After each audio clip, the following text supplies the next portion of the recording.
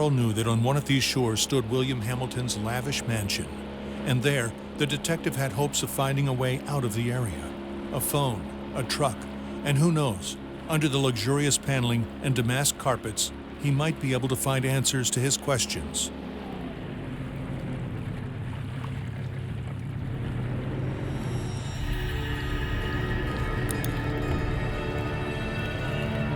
The detective wondered about the floating debris. Had it drifted out from the shore, or had it been abandoned there in the middle of nowhere?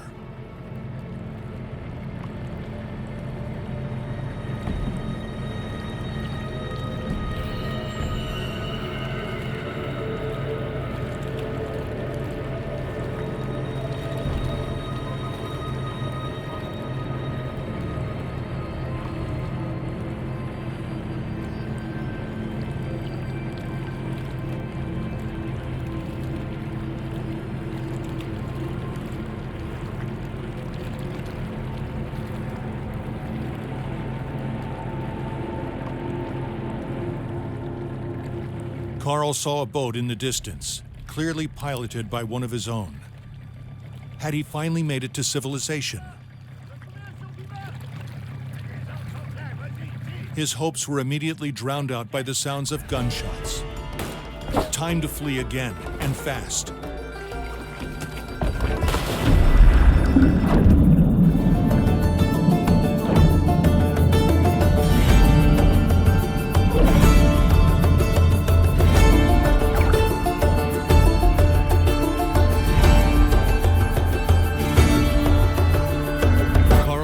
Without a thought, yet each stroke was desperate. The icy water in his wounds made him feel weaker and weaker. He had to get to shore.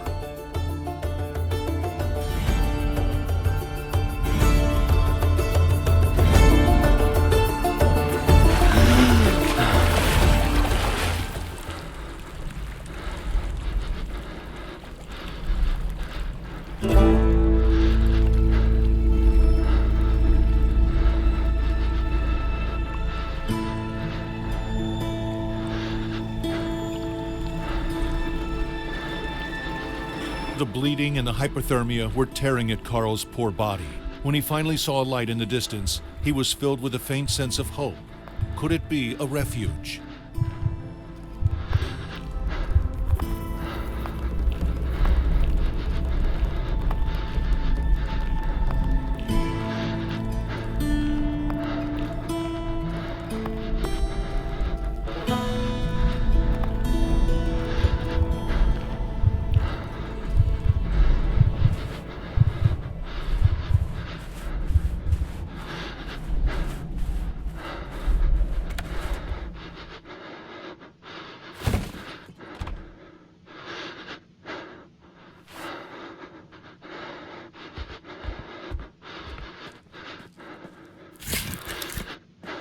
The red glow of the flames allowed Carl to see the full extent of his injuries.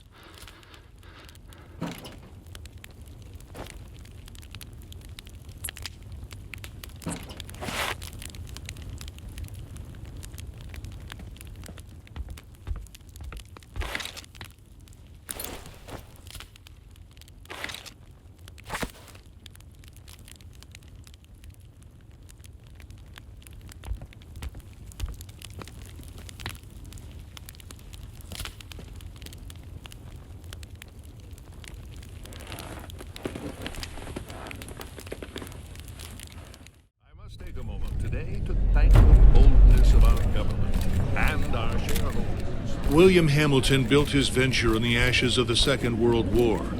The copper mine he envisioned was ransacking the First Nations' ancestral territories, drawing the wrath of the local people.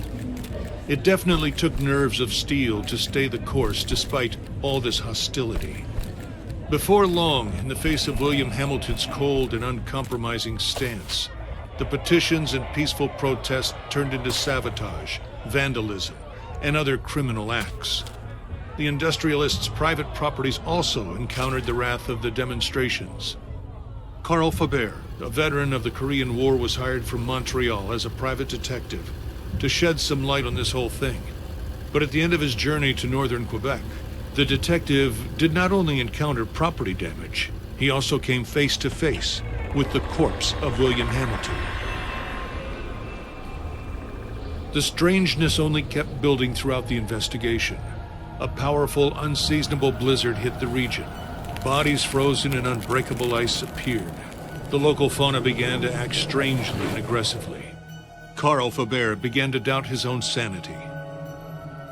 The detective felt the weight of a gaze as if he were at the mercy of a powerful, feral creature, waiting for the right moment to attack. Carl's fears were taking over, overpowering his reason. He was giving into delirium. It was becoming increasingly difficult to think. He thought the dark waters of the lake would shield him from the images he was being confronted with. From there, he had a renewed hope in civilization, or whatever was left of it.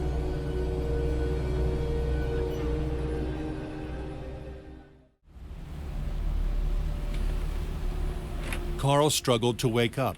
His makeshift bandages offered him little time. If he wanted to find the truth, he had to get to Hamilton Manor without delay.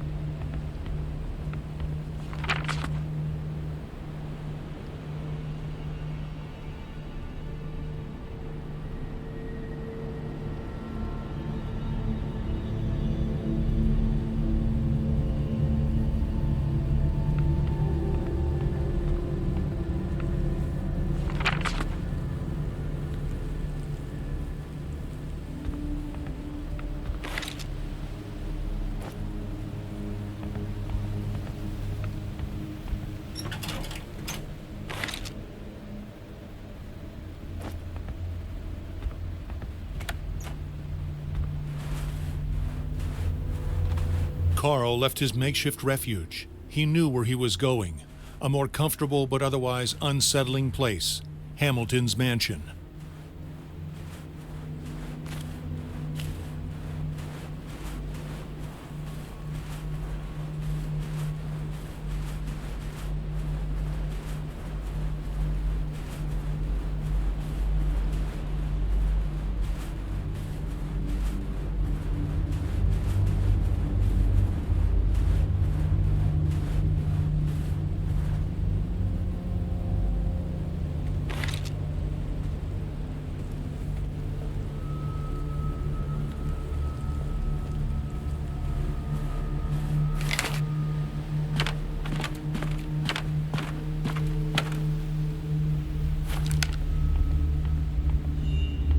A majestic residence could be seen from afar.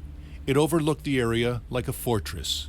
Was it really the mansion? Carl could hardly believe he was already so close to his goal.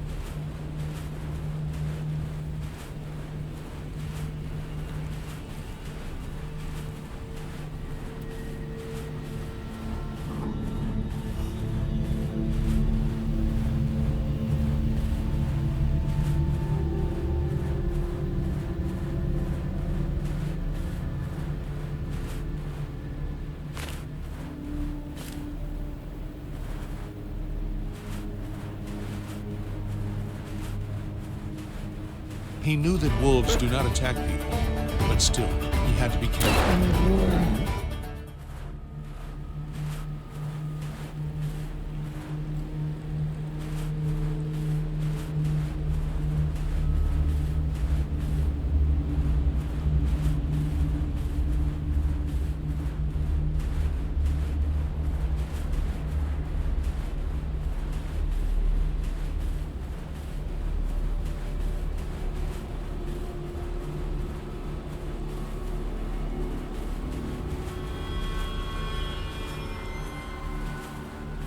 Carl tried to put the horror into perspective.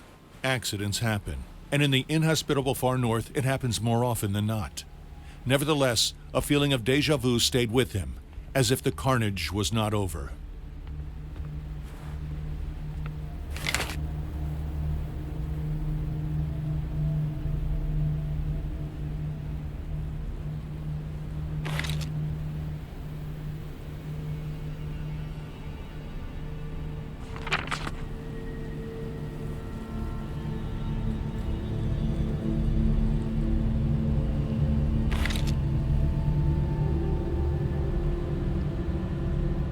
The plan suggested that a package had to be retrieved not far away.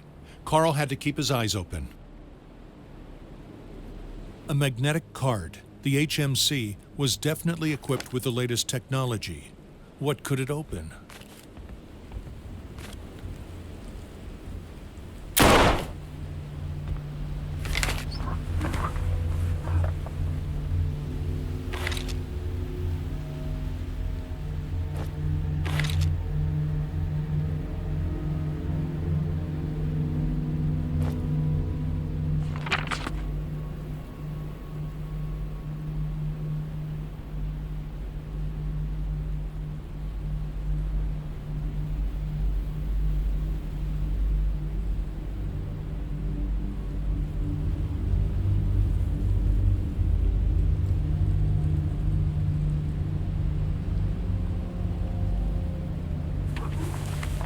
What were these mysterious fragments, and why was there a warning about the mist? This letter raised more questions than it answered for the detective.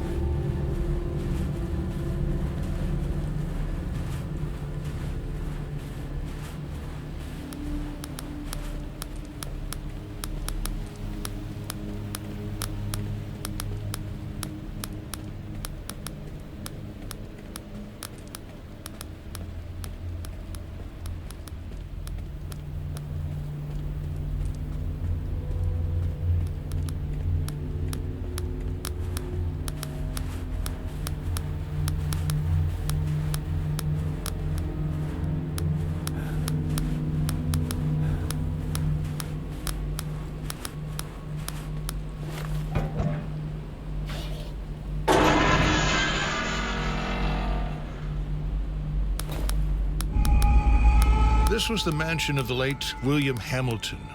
No doubt about it. There was no other rich industrialist in the area to have a sumptuous mansion built in the middle of nowhere.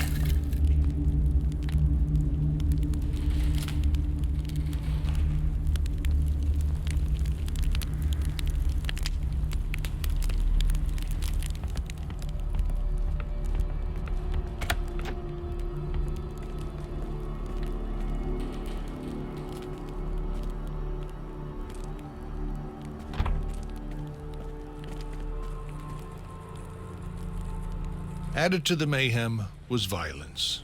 Carl understood that a tragedy had occurred here.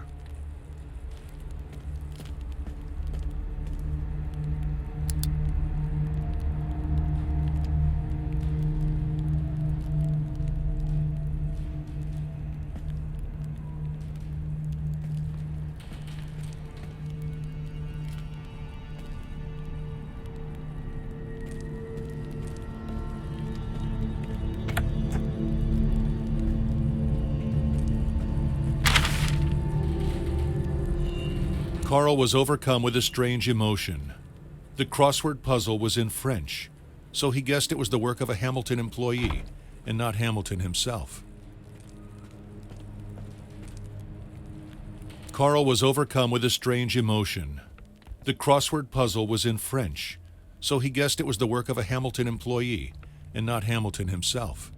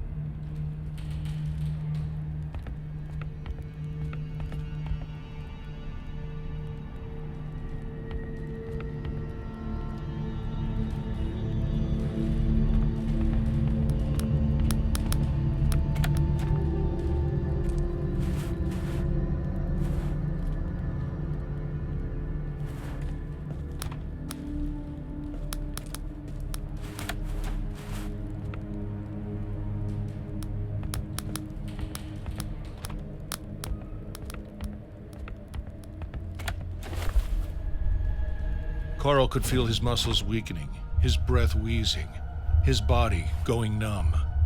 What was happening to him?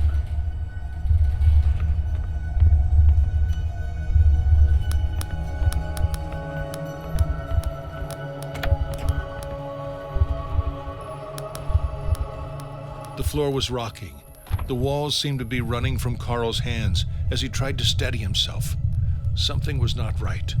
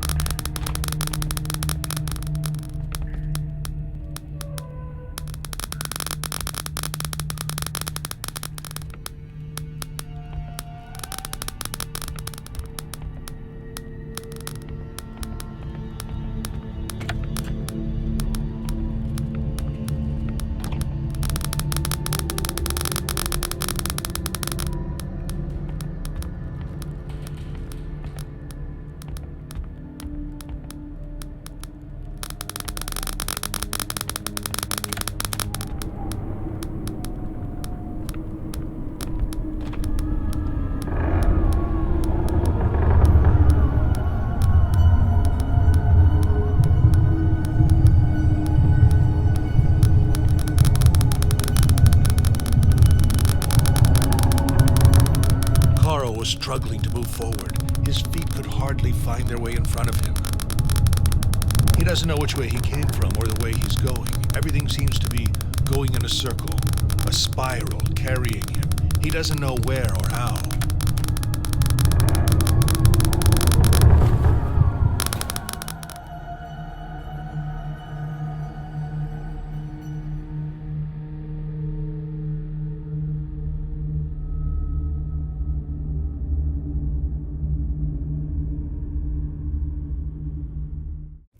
Well, that was